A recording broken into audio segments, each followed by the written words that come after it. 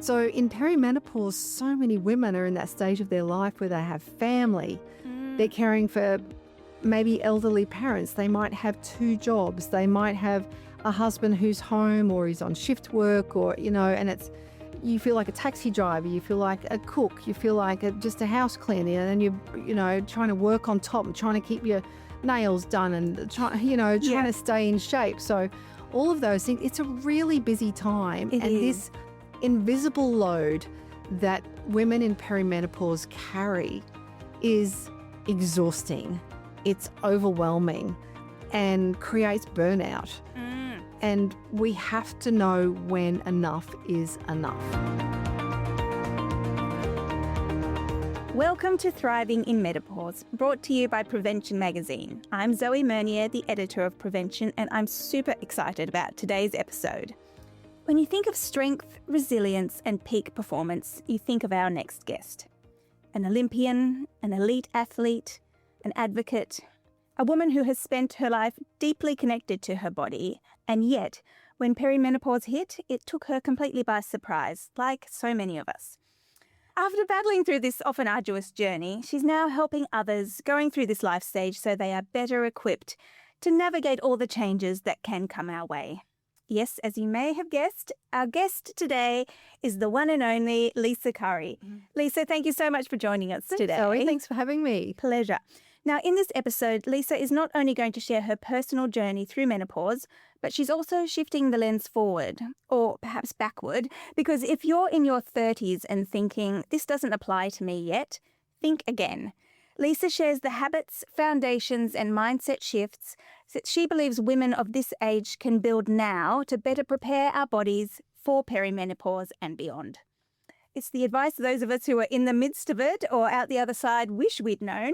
But there's plenty in here that we'll be able to get out of this conversation too. So let's dive in. So Lisa, you've spent your life as an elite athlete and a picture of strength and vitality. So when perimenopause began for you, what did it actually feel like? And did you recognize it for what it was? Yeah, well, first of all, that picture of strength and vitality, Zoe, was probably a long time ago. I was going through perimenopause when I was about 35. So, we're talking 30 years ago. I'm 63 now. So it's a long time ago and a lot's changed since then. But still a picture of strength and vitality, trust me. Well, I might look at what I feel it this morning. But yeah, back in the mid-90s when I was in my early 30s and going through then, we weren't talking about perimenopause then. In fact, we probably didn't even really know what it was. And in fact, if the word menopause came up, it was almost disregarded because that was for old ladies. That was for older women. It's like, and now that's me. But, when you're 30, 60 seems really old. And so there was really nothing happening at that time. There was no conversations. No. And yet my body was telling me something different. I knew something wasn't right because I'm a pretty easygoing, don't give a shit sort of person, Like something really bothers me. But things started to creep into my life and I'd think, wow, that wasn't like me. And my husband would look at me and go, who are you? Yeah.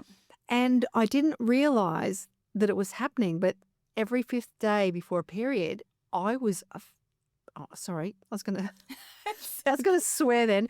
I was a really moody cow. I was an absolute bitch. Yeah. And taking it out on my husband.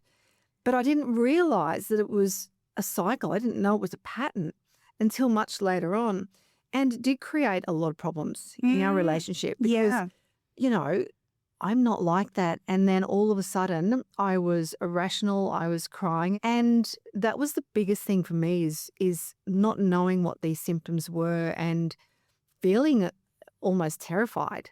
Right. Because it wasn't me. Yeah. So you never had any issues with premenstrual, syndrome or tension before your 30s? Not really. Yeah. Being an athlete pretty much my whole life, my menstrual cycles were quite light anyway, maybe because of all the training that I was doing. But by the time I hit perimenopause, I had 3 kids. Yes. So my hormones were up and they were down and they were all over the place, and after each birth, I remember after having Jamie, I was in hospital and I was sitting in the bath in hospital, was crying my eyes out, and the nurse was saying, "What's the matter?" I don't know what's the matter, but now we know it's, your hormones have taken a huge battering, dive. yes, Yeah, that's and right. it's something that happens to you. So when did you feel that you put a name to what was going on in your life? I didn't, well, at the time, I still didn't know. And I did go and see a doctor at that time. And I'd had a male doctor for a long time. And he wrote out a script for me. And on it, I think he thought he was being funny, but on it, he wrote a script for a massage and a maid. So that's all I got. Yeah, Right. that And then dismissive thing. in 1996, I was paddling in an outrigger race, and there were two guys that were on the boat that were driving it for us, and I was just telling them how tired I was all the time and how I just wasn't feeling great. I don't know why I opened up to two guys I'd never known before, but I did. Yes. And they said, "Oh, we've got to put you in touch with this guy. He's a naturopath. He's a hormonal specialist." I went, "Great."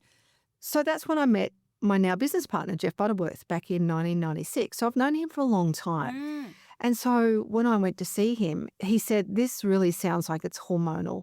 And he actually put a name to it, a hormonal imbalance. Yeah. Never heard of it before. And we started working together. And then years later, we decided we wanted to create our own product, which is now Happy Hormones, which is now our business, Happy Healthy You. We've been going for 12 years. And, it's gone from strength to strength. And now we've been talking about it for 12 years. So when ladies or the media say, "Oh, no one's talking about this," or we have for a long time. So Yes. we absolutely know what's going on in the body. We absolutely can tell ladies what they're experiencing. So a lot of it has come from my lived experience through the whole journey. Yeah.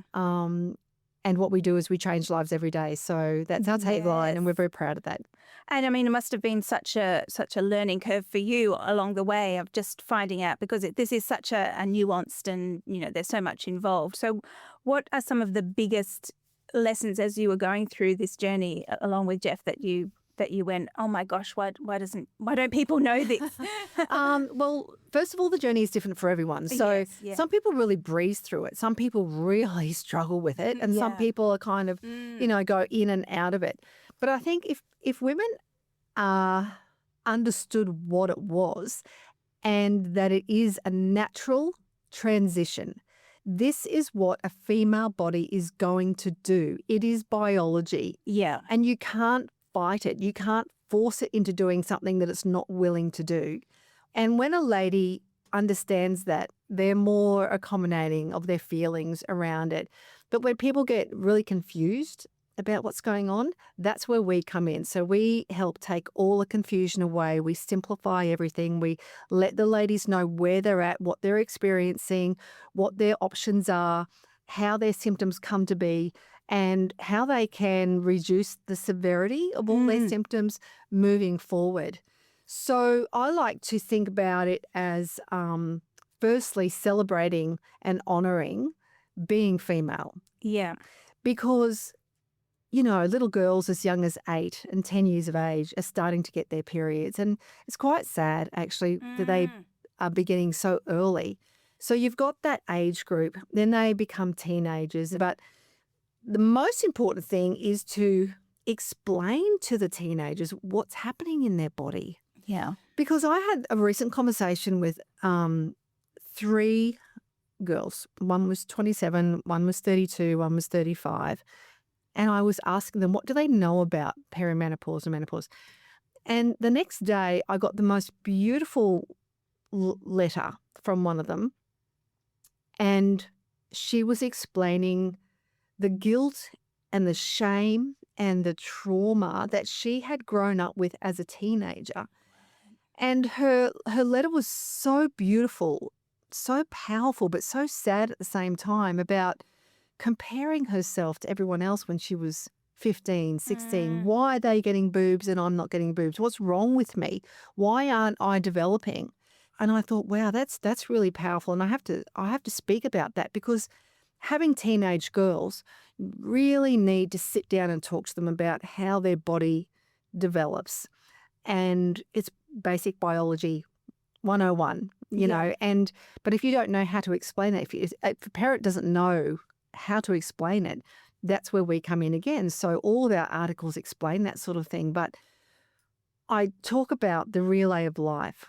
So that little 8-year-old girl that got her period becomes the 18-year-old who's heavily into sport, who may then lose a period because she's so into sport, or who might be getting really heavy periods and not knowing what to do with that. And then they hand their baton onto their next self. Yes. And then in the reproductive years, and then they hand their baton onto the next self again. So that relay of life continues until we get to what I call the long game, where you're in your last third of your life from 60 to 90. And you have to ask yourself back here, yes, what sort of person do I want to be?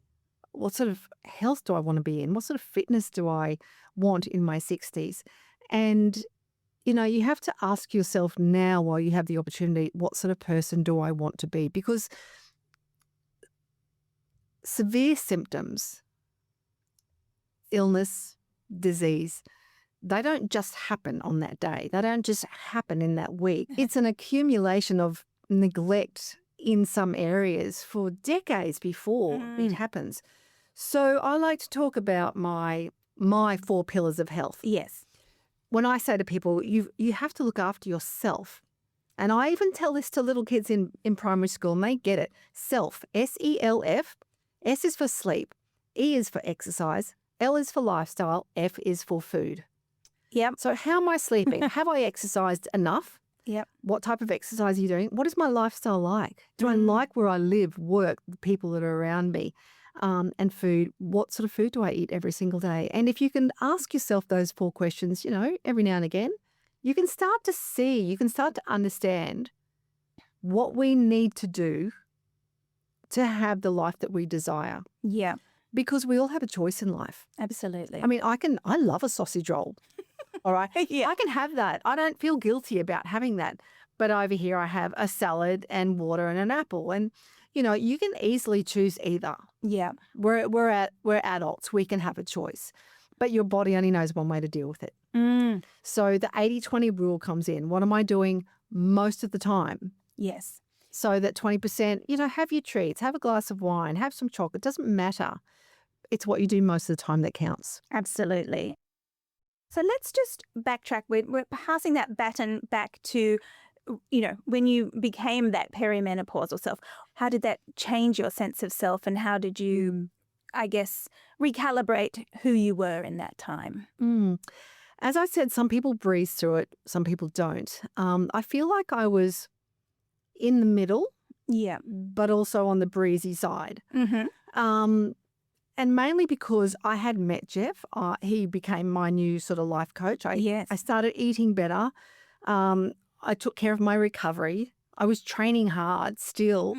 After my swimming career finished, after 23 years, I paddled outrigger canoes. So I paddled for 20 years. So I had passion and I had purpose, and I was still training. So I was able to out-train my bad choices in food. Yeah, right. The more sausage rolls back there. Yeah, I know, yeah. Actually, my best friend and I, we always laugh about being at school in grades 7 and 8. We both have cream buns. Oh, yeah. And she said, you'd go off and work yours off, and I didn't. I just got fat. So we still laugh about that today. Yeah. But I feel like I got through it fairly unscathed. Yeah. Except that I think that it affected my relationship more than myself, which is kind of sad. Because I was really up and down, but my joy for what I was doing in coaching people, in working and speaking on stage and having my kids, the joy of all that sort of overrode the moderate sort of symptoms that I was getting, if that makes sense. Yes, yeah. And I think sometimes, and even now, like I've had a few bad days the last, week or so, but I know that I can choose to feel sorry for myself and sit there and go, fuck it, I hate everything, sorry about swearing, but that's how I felt. Yes. Or I can go, you know what, why am I feeling like this? And I think it's okay to have those days where you've got to just think, okay, why am I feeling like this? What haven't I been doing? And you just have those up and down days, and it's okay. Sometimes stuff goes on that's we all have things, we all have shit in our lives. It's just the depth that varies. Yes. And that's why I think at the end of the day we have to really think about, are we living our best life? And that comes into my pillar of health under lifestyle. Yeah. Am I in a job that I love? The people that surround me, do I really love them? Yeah. Are there toxic people that I can get rid of in my life? Do I live too far away from work and I'm sitting in the car for an hour every morning, afternoon trying to get there? These are all choices that we Have as control individuals, over it, we do have control over it. And, I kind of liken it to a jigsaw puzzle, where your life is a jigsaw puzzle. If you took all the pieces out and then only put back in the pieces that make your life fun, you might have a completely different jigsaw puzzle. Absolutely. Or give you purpose, or I think having purpose is really important. What makes you jump out of bed in the morning? That's right. I can lie there in the mornings with my eyes closed and then think, okay, what am I doing this morning? I've got this, this, and this. And then my eyes just pop open. I go, right, out on my way. Yep. But, you can also lie there and go, I don't really want to get up. Yes. There's too many things on. But having a family, you don't have a choice. Yeah, that's right. So in perimenopause, so many women are in that stage of their life where they have family. They're caring for maybe elderly parents. They might have 2 jobs. They might have a husband who's home or is on shift work, or, and you feel like a taxi driver, you feel like a cook, you feel like just a house cleaner, and then you're trying to work on top and trying to keep your nails done and trying to stay in shape. So all of those things, it's a really busy time. It is. This invisible load that women in perimenopause carry is exhausting. It's overwhelming and creates burnout. And we have to know when enough is enough. Yeah. And I know through my sport that there are times when I know when enough is enough and I have to stop. But I recognize the symptoms and I know I need a day or 2 off. I need to put my phone away. I don't want to talk to anybody. I don't want to go anywhere. I just want to potter around the house and just get myself back on track. Have a sleep if I feel like it. I don't care about dinner. I'll have Vegemite on toast, and not have all those expectations from the world. Yes, absolutely. On top of me. But it's really hard for mum to do that. They can't get off that hamster wheel. They've got to keep on going. And the last person that gets attention is themselves. Yes, as you say, you lose that sense of self in all those categories that you say. Yeah. But what I'd say to women when they feel like that is, even if they can just get half an hour a day, just walk away and do nothing. Don't even take your phone. Don't scroll. Just walk away and just sit. The kids are fine with dad. I don't know. Put the favourite movie on TV and let them watch TV for an hour and give yourself a break. Absolutely. So obviously, as someone that was very physical, during this educational curve with Jeff, did you feel like there was some specific changes that you had to make in how you took care or supported yourself physically? Physically, I knew that I had to be careful with my training because I spent my whole life at a very elite level. I always wanted to win. I wanted to be the best. Yeah. I trained to be the best. If you lined up to me, next to me, I was going to beat you. And that was my attitude. That was just how I was. How you became an Olympian. Absolutely. Until I couldn't. Yeah. So I have a defibrillator now, and that was a big life change for me. For sure. So I had to change what I did. I had to change my attitude about winning, and it was really hard because I didn't want to line up and come 10th. Yeah. It wasn't me to do that. So it was easier for me to step out of the sport that I loved so much because I had this. I had to, if I went out paddling, I had to go with a friend. I had to take an EPIRB. I had to, you know, take my phone in plastic covering. Right, yeah. But if this went off when I was in the ocean, and it has gone off once, and it threw me backwards and I hit my head on the canoe, I drown. Yeah. So I had to find something else to do. So I became a personal trainer on land, and that in itself was amazing. And that to me was a real redirection for me. I love training women. I always trained women anyway, but it was just a whole new, different purpose. Yeah. So the physical side of it for me was quite easy. That readjustment was hard, but a new door opened. And we all have these sliding door moments in our lives. We have doors open for us all over the place, but if a door doesn't open, it's not your door. That's right, yeah. So just get rid of that one and don't worry about it anymore. Yeah. And keep trying to find that door that gives you purpose and passion. Yeah, absolutely. So was sleep one of the did that have a big change for you in that time, or? I was always pretty good sleeper. Yeah. Not anymore. Right. Gosh, Yeah. what's good sleep now? Yeah. Okay. I mean, I do take our MSP, which is our magnesium sleep and pain now, and that really helps. But sleep is something that I think it's because I have so much on my mind all the time. Yeah. And I learnt from my mum really early on to write lists. Even my lists have lists.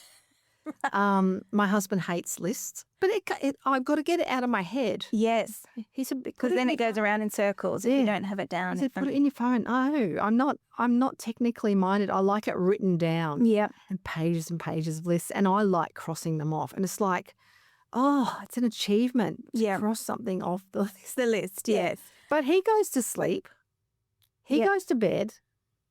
And about 30 seconds later, I'll say, hey, what about this tomorrow? He goes, I was asleep. It's like, what do you mean you were asleep? How can you go to sleep that quickly? Yeah. So sleep's extraordinarily important for health. Yeah. So, you know, there are some things that that I would suggest to women to do. And if you have a snorer, sleep in the other room. Yeah. And I know when I have my grandsons over, when they want to get up and sleep with Granny, they'll come to the side of the bed. And you know what? Instead of trying to put them back into their own bed and stay there and read another story and pat them, I just pull them into bed with me and I hold their hand and they go to sleep, because sleep is so sacred, you know. And I know my daughter sometimes has a couple of mattresses on the floor. You know what? Kids are only little for a certain amount of time. You can't stay up with them all night trying to get them back to sleep so that you can go back to sleep. Just let them sleep on the floor. They're not going to do it forever. Yeah. Okay? Yeah. And I'm not going to tell my daughter how to parent. I just do it my way. Yeah. Yeah. But Granny's house, Granny's rules. Yeah. But sleep's really important. You know, make sure the room's dark. I like the fan on. Sometimes I like the air conditioning on. Hubby doesn't. Bad luck. Pull the covers over. You know, he'll come in for a cuddle. Great. And it's like, that's enough. You're too hot. Off me. There's too much heat. Got one leg out, one leg in. You know, I've worked out that if I wear top half of my pajamas and just undies, that's better than having long pants on because it gets too hot and then you're throwing the...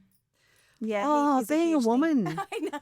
Absolutely. So sleep has really been worse for me during menopause and post-menopause, not so much in perimenopause. Right. Interesting. Oh, and annoying. So that was a long answer to a short question, but it's not, see, that's what I mean. They're not easy answers because everybody's so Everyone's different. That's and right. it affects everyone at different times in their life as well. So because there's 34-ish symptoms of perimenopause, you might get 3, then you might get 10, then you might get all of them, then you might have none, and then you get 3 more, and then then menopause comes along and you get a whole new range of symptoms, and then post-menopause comes, and the only thing different is you don't get a period, right? But you're still getting hot flushes and you're still, you know, getting some symptoms. They linger for a while, but they'll start to peter off after a while. That's right. All right. So many women, I think, in their 30s feel like menopause, as you did, is a distant issue. So apart from the fact that that was when symptoms started showing up for you, like, why do you think this is such an important time to start, I guess, planning and preparing? Well, you want to prepare for your future. So I'll give you an analogy. So when I was a young kid, I wanted to go to the Olympics. I knew I wanted to go to the Olympics. The Olympics were, 10, 20 years away. Yeah. So you don't just go to the Olympics. No. You have to have the thought first. Yeah. And then you have to have a plan. And then you have to take action. And it's exactly the same with peri and menopause. Like, it might seem years and years away. And you don't really want to think about it because you don't want to think about getting older. But it's going to happen. Yes. So if you prepare and take action now while you can help yourself, lessen the severity of symptoms just by changing a few things in your daily life until it becomes habit. What do you think the key things are that women should focus on? Time for themselves. Well, depending on what stage of life they're in. So busy mum, busy working mum, they need that time for themselves. Yeah. They need to be able to get their sleep. Yeah. So having, 20, 30 minutes before going to bed on your own, maybe doing some legs up the wall yoga, maybe just doing some deep breathing instead of scrolling on your phone. I know we're all guilty of it. Yeah. Watching a, mini series and then trying to go to sleep. Yeah. So just taking that time just to breathe. I think that's really important. And to think a little bit more, like actually plan what you're going to do. If you were going to start a business, you wouldn't just jump in. You'd be planning. You'd have strategy. You'd have actions. You'd have a daily timetable of what you're doing. You'd have boards. You'd have Lists. goals, lists. You would. Yeah. Businesses just don't happen. And you treat yourself like your own personal project because you have to be the CEO of your life. And it comes down to all of that planning on top of everything else you do. Well, yes. We've got a symptom tracker that we're going to release soon. And, you can look at that and it's covering my 4 pillars of health and things that you can do each week. But you can stick it on your fridge and go, yep, tick, tick, tick. I've done those until they become habit because you can't change everything at once. That's right. Yep.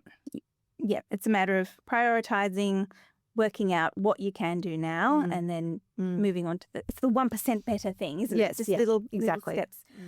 I guess yes, there is a bit of doom and gloom around menopause, more than a bit perhaps. But what do you see as the opportunity in this phase of life? The media tend to lump menopause. Yeah. But this is why it's confusing to people because people don't actually, they hear the word menopause, but they don't think about, well, when is it actually? That's where a lot of confusion comes in. Yeah. So, you've got, I'm going to call it 3 stages of life. So you go from 0 to 30. Yep. 30 to 60. Yep. 60 to 90. Right. So I'm going to call 30 to 60 midlife. Yep. Now, 30-year-olds will say, I'm not in midlife. Of course. Sorry, love, you are. Yeah. So within that time frame, there is going to be a menopausal transition of some sort. But firstly, you're in perimenopause. So peri is when all those symptoms start to show themselves. And then as time goes on, your symptoms will be up and down and around and changing all that way through. When your periods start to become erratic or if you miss one, that's when you're in the menopausal transition. And then the day that you don't have a period for 12 months, that is menopause. Yeah. You are in menopause. The day after that, you are in postmenopause. So the only difference between menopause and postmenopause is you don't get a period, but the symptoms don't stop just because your periods do. They will continue. They will linger. So unfortunately, for people in their early 30s, I'm so sorry to say, but these symptoms are going to come and go until you're at least about 60. After that, freedom. Yeah.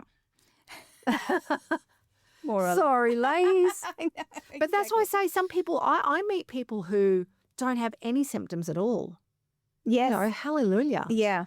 And yet we see it in our group because we have 203,000 women in one group and There are some really, really sad ladies in that group who are just struggling every single day. So we see both ends of it.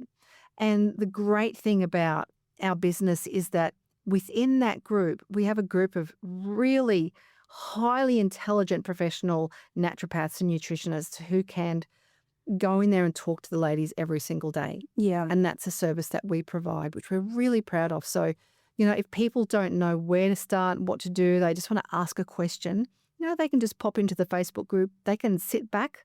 They can not even interact if they don't want to just read things. They can post anonymously if they want. They can ask any question about anything, and our girls are in there. And I think too, if women don't know where to start, if they're a little bit confused, they can download our online assessment. So we've had over 1.5 million women download the assessment. That's over 20% of the population in Australia right now that are in perimenopause and menopause. Wow. So we have, I know, wow. So we have all that data. We know what women are going through. And that's why we do what we do. Yeah. And do you feel like then the lifestyle putting into place, it gives you an opportunity to look at your lifestyle and make some changes? And then in your experience, can you see significant changes for these women in what their experience is? Yeah, we see great changes in women. There's a lot of people who it helps. There's people that it doesn't help either. Yeah. We can guarantee our products, we guarantee our service, we guarantee all of our information, but we can't guarantee what people do in their life. Yep. So, someone might eat well most of the time, but drink every night, drink every weekend, and say, the products don't work. Really? It's interesting because I know there are ladies who say, I do everything right. I exercise well. And I say, compared to who? Like, what are you doing with your exercise? Because people think they're doing the right things. But after they hear me speak at a presentation or if I'm talking to them one-on-one, they do have a little bit of a second think about, maybe I'm not really doing what I need to do most of the time. Yeah. What do you find that people are sort of getting wrong about exercise in your experience? They think they're doing enough. Yeah. And they might do like a 20-minute session, a 30-minute session at the gym. Yeah. And then I see them downstairs in the coffee shop having, a latte and a piece of cake. Yeah. So you just negated what you did calorie-wise. Yeah. So, energy-wise, energy in, energy out, all that sort of thing. People who go to the gym and walk on the treadmill. When I was training in there, I used to walk over and I would just tap on the buttons and increase the speed and the incline. Yep. And I'd say, now go. Now go. So, that's really hard. It's like, yes, I know. But I said, if you're going to go for a walk outside. Go for a walk in the park. Go outside, get some fresh air. Yeah. It's just to me, it's funny because I've been a personal trainer for a long time and personal trainers will say the same thing, that when you go to a personal trainer for the first time, seriously, you will not be able to walk for 4 or 5 days afterwards. Right. And that's the sort of intensity that you need to get results. You can't build muscle if you're not consistent. You can't build muscle if you don't lift the correct weights at the correct intensity and keep pushing that, doing that progressive overload thing. Yeah. I mean, I can go to the pool and swim aimlessly up and down. Yeah. Will I get results? No. I need a program. I need something that challenges me in every different area of being able to swim faster from A to B. So there's a lot of processes in everything that you do. Yeah, absolutely. All right. Well, what's one empowering message you'd love every Australian woman to hear about? The menopausal transition.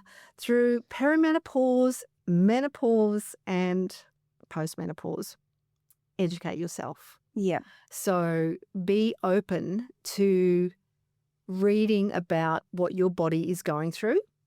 And most importantly, understand that this is an absolutely natural transition in your life.